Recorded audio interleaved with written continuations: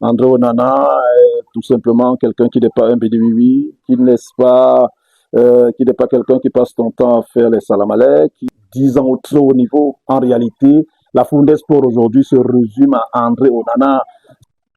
Mais convenez avec moi que, et je l'ai dit, tout pouvait manquer à la famille Onana, sauf la bouffe.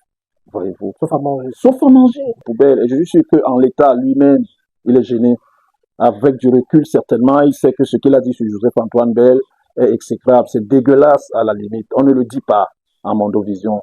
Et que si j'étais le responsable ou bien celui-là qui a mis sur pied cette académie, je serais en train de diriger une stèle à André Onana.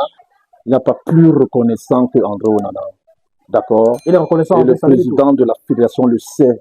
On a souvenance que Joseph-Antoine Bell, qui fait partie des garants de nos traditions aujourd'hui, a été parmi ceux-là, justement, en 2021, qui lui donnait l'onction d'aller conquérir la fédération. Il a certainement oublié. Joseph-Antoine Bell aurait pu être son père, géniteur. Joseph-Antoine Bell est son aîné. Joseph-Antoine Bell est son devancier dans le foot. Joseph-Antoine Bell, en termes de pédigré, honnêtement, il a un cran au-dessus, pas sur le jeu, en réalité. Joseph-Antoine Bell, sur le plan de la communication, c'est une référence pour avoir été, et il est encore consultant Radio France Internationale depuis 1998. Donc, quand on a un aîné de la trempe de Joseph-Antoine Bell, en toute honnêteté, il y a des choses qu'on ne dit pas sur lui. Il y a des choses, quand on a une sagesse, on ne dit pas ça, en réalité.